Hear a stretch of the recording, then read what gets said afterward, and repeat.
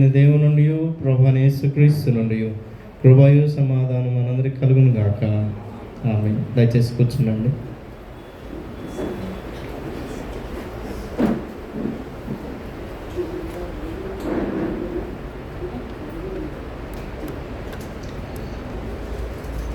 లెంటులోని 20వ దినము కొరకై ఏర్పాటు చేయబడిన వాక్య భాగం విన్నాం. మరి దేవుడు మరొకసారి ఈ అవకాశం ఇచ్చినందుకు దేవునికి కృతజ్ఞతలు, అలాగే అయ్యగారులకి నా కృతజ్ఞతలు తెలియజేస్తున్నాను. ఈరోజు మనకి ఇవ్వబడిన వాక్యం చదువుకుందాం.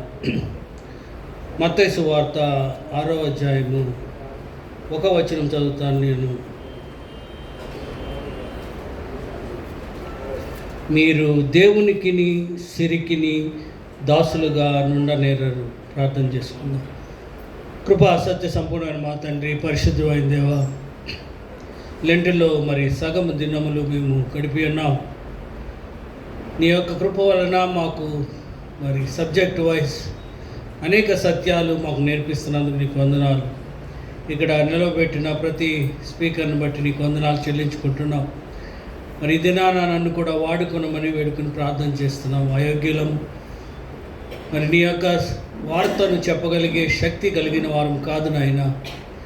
కేవలం నీ ఆత్మ ద్వారా నింపబడితేనే కానీ దాన్ని అర్థం చేసుకోలేమని మాకు తెలియజేస్తున్నావు. ప్రభా, మీ యొక్క కృప దీవించి ఆశీర్వదించండి. వచ్చిన వారందరికీ తమ హృదయాలతో నీ వాక్యమును ప్రభా పంచడానికి, వారు గ్రహించి దాన్ని అనుసరించడానికి కృప చూపించమని యేసయ్య అతి శ్రేష్టమైన నామములో వేడుకుని ప్రార్థన చేస్తున్నాం తండ్రి. ఆమేన్.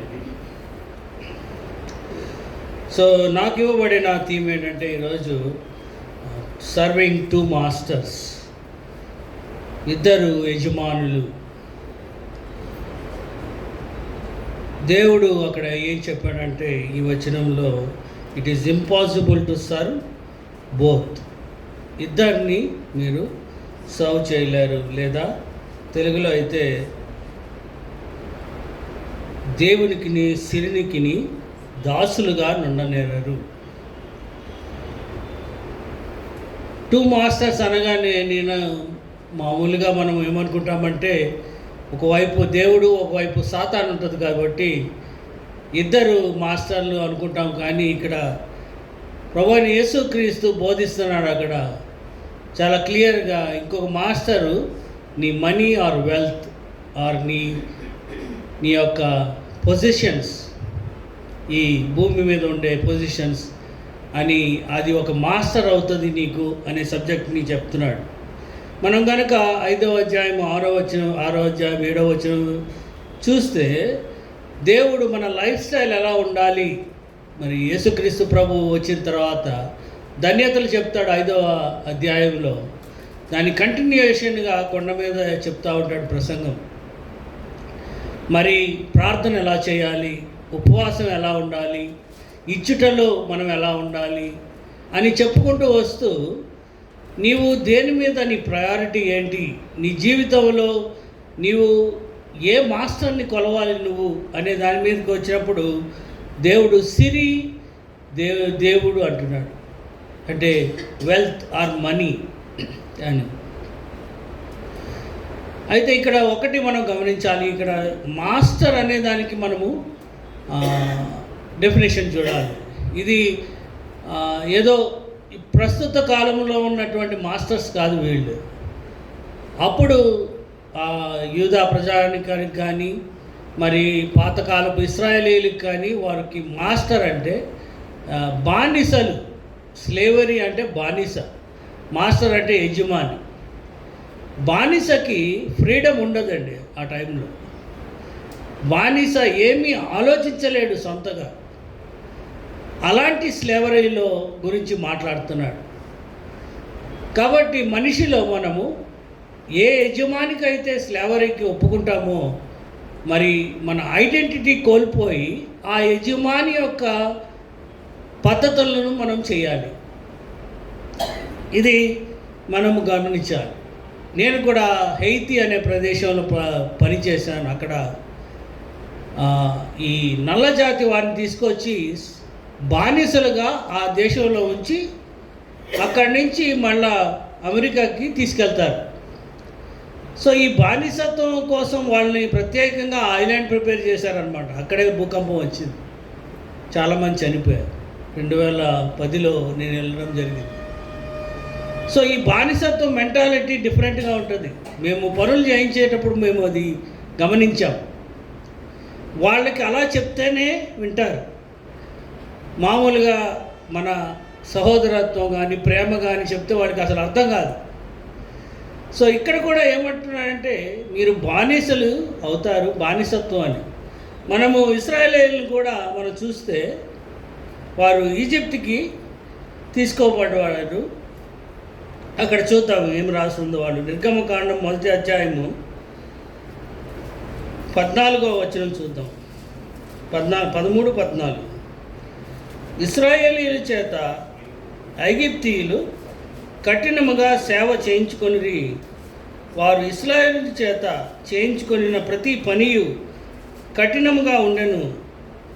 వారు జిగటం వంటి పనిలోను, ఇటుకల పనిలోను, పొలములో చేయు ప్రతి పనిలోను కఠిన సేవ చేయించి వారి ప్రాణములను విసికించిరి.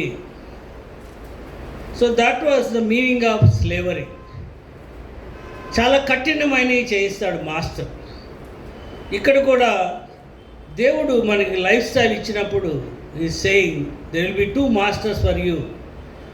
ఇక్కడ బ్రతికినంత కాలం నీకు 2 యజమానులు ఉంటారు. ఒకటి ఇహలోక సంబంధమైన ఆశలు, కోరికలు, డబ్బు కూర్చుకోవడం, దానికోసం ప్రయాసపడడం. రెండవది మరి పరలోకంలో నీ యొక్క ధనం కూర్చుకోవడం, లేదా దేవుని యొక్క పర్పస్ని నువ్వు జీవించడం. సో మనం ఇక్కడ ఏం చూసామంటే దేవుడు చాలా క్లియర్గా ఈ వచనాలన్నీ చెప్తూ 19వ వచనం నుంచి మొదలు పెడతాడు ధనం గురించి. చూద్దాం. భూమి మీద మీ కొరకు ధనము కూర్చుకొనవద్దు.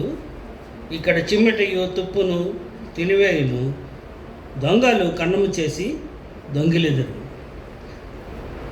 సో కాంట్రాస్ట్గా ఏమంటాడంటే పరలోకమందు మీ కొరకు ధనమును కూర్చుకొనిడి, అచ్చట చిమ్మెట అయినను తుప్పు అయినను దాన్ని తినివేయదు, దొంగలు కన్నం వేసి దొంగిలరు.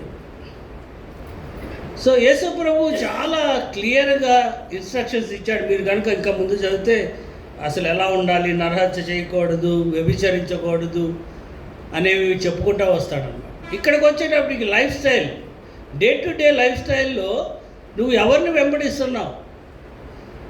ఇంకొక ఆయన ఏమంటాడంటే మోస్ట్ ఆఫ్ ద టైం నీ మైండ్లో ఏది నీ మైండ్లోకి వస్తుంది? ఇహలోక డిజైర్సా, ఇహలోకంలో ఉండే మనీ, లేకపోతే దాన్ని వెంబడించడమా, పరలోకంలోని దాని సంగతులను నువ్వు ఆలోచిస్తున్నావా? సో ఇక్కడ మనము తెలుసుకోవాల్సింది ఏంటంటే, అయితే ఇక్కడ యేసు ప్రభు దాన్ని చెప్పుకుంటూ వస్తూ రెండిటికి కూడా న్యాయం చేయలేరు, మీరు ఏదో ఒక్కళ్ళని వెంబడిస్తారు అని చాలా క్లియర్ కట్గా చెప్పేశాడు. అక్కడ ఏమన్నాడు?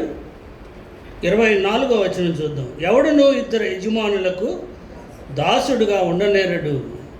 అతడు ఒకని ద్వేషించి ఒకని ప్రేమించును, లేదా ఒకనిని పక్షముగా నుండి ఒకని తృణీకరించును. మీరు దేవునికి సిరికిని దాసులుగా ఉండలేరు. అక్కడ డిస్టింక్షన్ వెరీ క్లియర్గా ఇచ్చాడు. ఇద్దరిని చేస్తారంటే కుదరదు. మనం చాలాసార్లు ఇద్దరిని చేద్దాం అనుకుంటాం. మనకు కావాల్సింది ఇహలోక ఐశ్వర్యం కూడా కావాలి, అలాగే దేవుడు కూడా కావాలి అనేది మనం చూస్తూ ఉంటాం. కానీ ఇక్కడ క్లియర్ కట్గా యేసు ప్రభు ఏం చెప్తున్నాడంటే యు కెనాట్ సర్వ్ బోత్. ఒకళ్ళని ద్వేషించాల్సి వస్తుంది నువ్వు ఒకళ్ళని ప్రేమిస్తే అనే దాన్ని చెప్తున్నాడు. ఒక గొప్ప మరి రచయిత the upside down values of the world అని రాశాడు. క్రీస్తు యొక్క విలువలు ఎప్పుడు మనకి ఆపోజిట్గా ఉంటాయి. మనం థింకింగ్ చేసే ప్యాటర్న్లో ఉండవు. ఇప్పుడు అలాగని మనం ఏం చేయాలి మరి? ఆ ఐశ్వర్యం వెంబడి పడొద్దా? లేకపోతే ధనము సంపాదించుకునవద్దా? మరి భోజనం ఎవరు పెడతారు? చర్చిలో పాస్టర్ గారు పెట్టాలి, ప్రతి వారం, ప్రతిరోజు పెట్టాల్సి వస్తుంది. సో మనం ఇక్కడ గమనించాల్సిన దాన్ని కంటిన్యూషన్గా దేవుడు చాలా క్లారిటీ ఇస్తాడు దానికి. మళ్ళీ ఏమి తిందుమో ఏమి త్రాగుదమో అని మీ ప్రాణమును గూర్చి అయినను, ఏమి ధరించుకుందమో అని మీ దేహమును గూర్చి అయినను చింతింపకుడి. Anxiety or worry, do not worry అనేది చెప్తున్నాడు. ఆ వర్రీ అనేది ప్రతి ఒక్కరికి ఉంటుంది. యాక్చువల్గా పొద్దున్నే లేస్తే అదే కదా మనకి, ఏం తినాలి, ఏం తాగాలి, ఏం ధరించాలి, ఏవి ఎక్కడెక్కడ ఉన్నాయి. So most of the time మనం అయ్యే చూస్తాం. కానీ ఇక్కడ యేసు ప్రభు క్లియర్గా చెప్తున్నాడు, don't think about those things, it brings only worry to you. నువ్వు వర్రీ అవుతావు అంతే దాన్ని చూసి. చింత అనేది మనకి అందరికీ ఉన్న ప్రాబ్లమే. అది పిల్లల కోసం చింత ఉంటుంది, వాళ్ళ ఫ్యూచర్ కోసం చింత ఉంటుంది, మన ఫ్యూచర్ కోసం చింత ఉంటుంది, మన యొక్క ఇన్కమ్ కోసం చింత ఉంటుంది. ఎట్లా, how to solve this very complicated issue? నాకైతే చాలా వరకు అర్థం కాలేదు. ఓ పక్కనేమో I will take care of you అంటున్నాడు, ఓ పక్కన you have to work hard అని కూడా అంటాడు.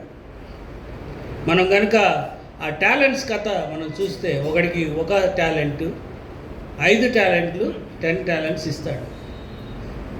ఆ 10 తలాంతులోడు 5 తలాంతులోడు 10 చేస్తాడు, రెండోడు 4 చేస్తాడు, ఒకడోడు దాచిపెట్టుకుని వస్తాడు. సో 2, 4 ఎలా చేయగలిగాడు? By working hard, by taking it into the business, or by doing very hard. దాన్ని కూడా మెచ్చుకున్నాడు యేసుప్రభు, బలా నమ్మకమైన నా దాసుడా అని. ఒకదాన్ని ఎవడు ఏం చేయలేదు, నాలాంటోడు అయి ఉంటాడు వాడు. దీనికి మళ్ళీ దేవుడు వస్తే ఇచ్చేద్దాం, ఆయన అడుగుతాడు, గ్యారంటీగా అడుగుతాడు కాబట్టి ఇచ్చేద్దాం. ఇక్కడ అట్లా కాదు. ఇక్కడ ఏమంటున్నాడంటే వై డు యు వర్రీ అని చివరికి ఏమంటాడంటే, ఆహారం కంటే ప్రాణమును, వస్త్రము కంటే దేహమును గొప్పవి కావా. He is teaching us the priority in our lifes.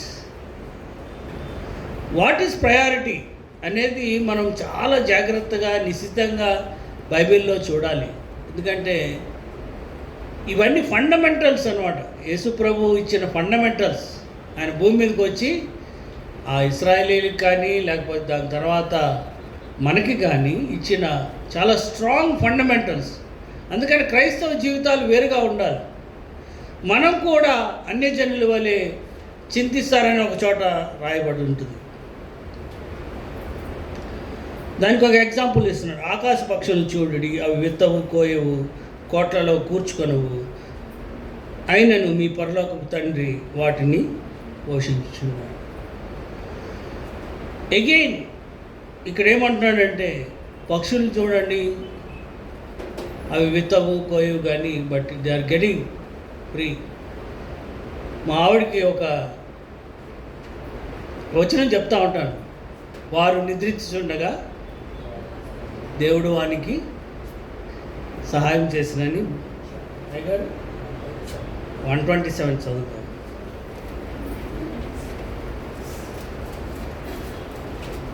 ఆవిడ దానికి ఒప్పుకోదు, కానీ మనము దేవుని వాక్యం కాబట్టి దీన్ని చూడాలి. మీరు వేకువనే లేచి చాలా రాత్రి అయిన తర్వాత వండుకొనుచు కష్టార్జితమైన ఆహారము తినుచుండుట వ్యర్థం. తన ప్రియులు నిద్రించుచుండగా ఆయన వారికి ఇచ్చుచున్నాడు. అంటే నేను ఎక్కువ నిద్రపోతాను కాబట్టి ఆయనకి నేను బాగా దాన్ని అప్లై చేసుకున్నాను.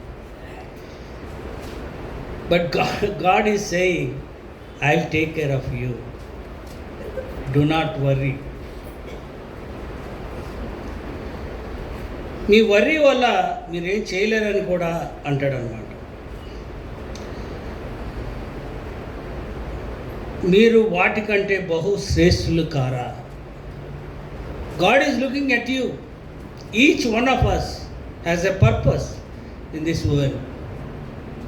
మీరు పక్షుల కంటే శ్రేష్ఠులు. మిమ్మల్ని చూడ్డా దేవుడు? హెబ్రీయులకు రాసిన పత్రిక 13:5 చదువుదాం.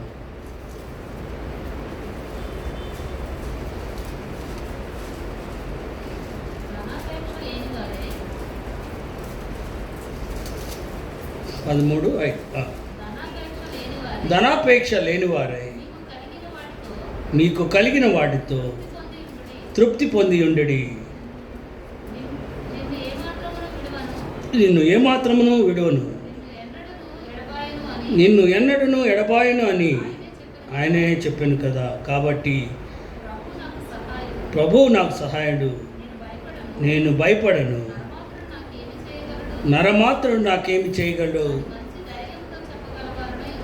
అని మంచి ధైర్యంతో చెప్పగలవారమై ఉన్నాను. The love of money is not good అంటున్నాడు ఇక్కడ. Not the money. మనీ సంపాదించుకోవచ్చు, no problem. Love of money ఏమన్నాడు? ధనాపేక్ష, అపేక్ష ఉండకూడదు ధనం అంటే. Because you will become a slavery to ధనం. దొంగల కోసం నీ బీరువాలన్నీ తాళాలు వేసుకోవాలి. మరి నువ్వు చాలామందితో గొడవలు పెట్టుకోవాలి. ఎందుకంటే నువ్వు కాసుకోవాలి కదా నీ ధనాన్ని. అయితే ఇక్కడ ఏమంటున్నాడంటే తృప్తి పొంది unity, satisfaction. You should be very satisfied. Contentness అంటాడు యాక్చువల్గా ఇంగ్లీష్లో. కంటెంట్నెస్ ఈజ్ హోలీనెస్ అని కూడా ఒక చోట రాయబడి. మన జీవితాల్లో దేవుడిచ్చిన దాన్ని చాలా జాగ్రత్తగా అమూల్యంగా తీసుకుని దానితో మనం కంటెంట్ అవ్వాలి. వాడికి ఉన్నది నాకు లేదు, లేకపోతే వాడి పిల్లలు ఇంత చదువుకున్నారు, మా పిల్లలు చదువుకోలేదు, లేకపోతే వాడికి 4-5 బిల్డింగులు ఉన్నాయి, నాకు లేవు అని కాకుండా నా దేవుడు నన్ను చూసుకుంటాడు and I'm relying on his provisions అనేది మనం చూడాలి. 1 తిమోతి 6:6 చదువుదాం. తిమోతికి మరి పౌలు రాస్తున్నాడు, రే అబ్బాయి ఎలా ఉండాలి, నువ్వు చర్చిని మెయింటైన్ చేస్తున్నావు, సో నీకు అనేకమైన పరిస్థితులు వస్తాయి అనే దాంట్లో ఏమన్నాడండి? తిమోతి 6:6 మొదటి తిమోతి.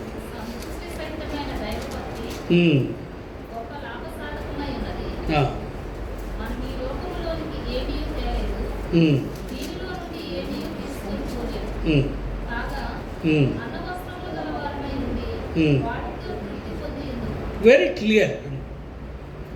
తిమోతికి చాలా క్లియర్గా చెప్తున్నాడు, అరే బాబు, సంతుష్టి సహితమైన దైవభక్తి కలిగి ఉండాలి నువ్వు.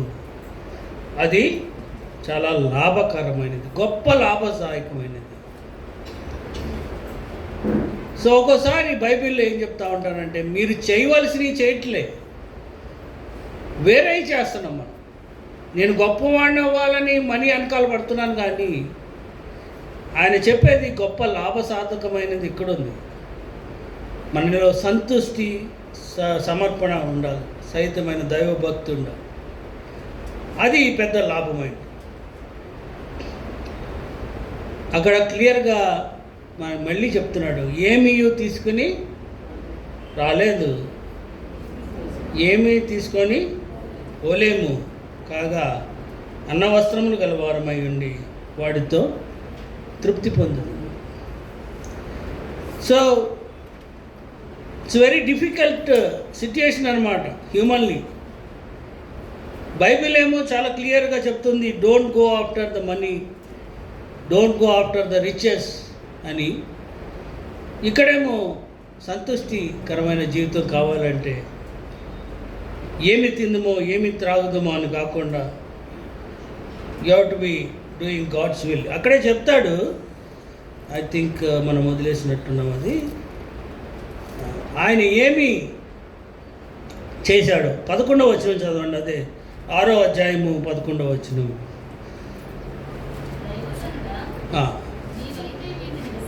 వీటిని విసర్జించి నీతిని, భక్తిని, విశ్వాసమును, ప్రేమను, ఓర్పును, సాత్వికమును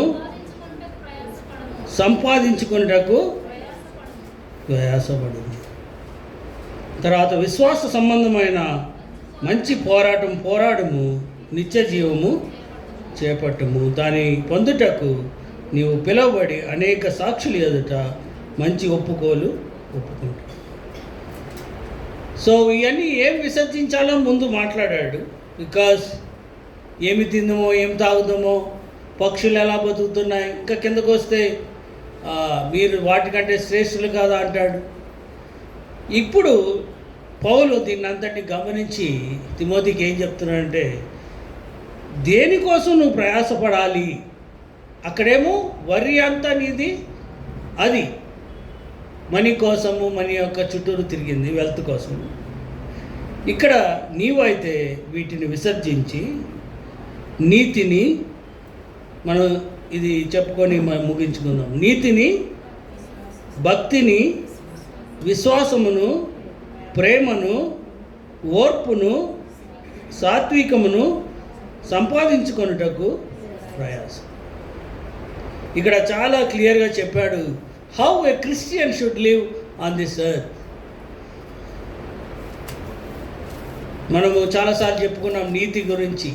నీతిపరుడు అని వస్తుంది, నీతిమంతులు అని వస్తుంది.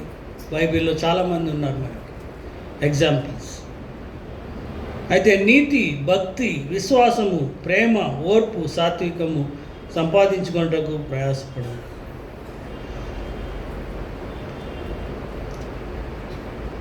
కాబట్టి యాక్చువల్గా ఈ శ్రమల దినాల్లో ఈ టాపిక్ కొంచెం డివియేట్ అయింది, కానీ will come back to why God is teaching us about lifestyle అనేది మనం చూద్దాం. Because God wants us to be వీటి కోసం ప్రయాసపడాలి. ఇవి చేయాలంటే చాలా కష్టమైన పని. You and I know. ప్రతి దాంట్లో పడిపోతూ ఉంటాం. Because we're not at the correct level of విశ్వాసం, కరెక్ట్ లెవెల్ ఆఫ్ నీతి, కరెక్ట్ లెవెల్ ఆఫ్ భక్తి, ఓర్పు, సాత్వికము, ప్రేమ. ఇవన్నీ characters of a very good Christian who believes in Jesus Christ. అది వెరీ క్లియర్గా క్లారిఫై చేసేసాడు పౌలు. In our life also this should be very clear. ఇవన్నీ ఎట్లా ఉన్నాయి? What is your life style now? ఒకసారి ఆలోచిద్దాం. Are you for the wealth and its problems, or are you for God with all these characters? మన జీవితాల్లో ఇవి సంపాదించాలి. ప్రతి ఆదివారం వస్తున్నాం, 40 దినాలు శ్రమల దినాలు ఉంటాం, తర్వాత గుడ్ ఫ్రైడే వస్తుంది, తర్వాత ఈస్టర్ వస్తుంది. ఇట్లా మనకి వెళ్ళిపోతూ ఉంటాయి. Because our Lutheran calendar clearly describes what to do. But అల్టిమేట్గా దేవుడు మనల్ని అడిగేది ఏంటంటే, బికమ్ లైక్ దిస్. పౌలు కూడా నా పోరాటం పోరాడుతుందని చెప్తాడనమాట. ఏ పోరాటం అది? ఇవన్నీ, ఈ క్యారెక్టర్ అంతా తీసుకోవాలి. నీతి, భక్తి, విశ్వాసము. అటు విశ్వాసము చూపిస్తూ ఉంటాం, భయపడుతూ ఉంటాం పక్కన. అలాగే అటు దీనత్వము, సాత్వికం చూపిస్తూ ఉంటాం, కోపం వస్తూ ఉంటుంది వేరే వాడి మీద. సో ఇవన్నీ మనకి దేవుడు ఆశీర్వదించి ఇవ్వాలి.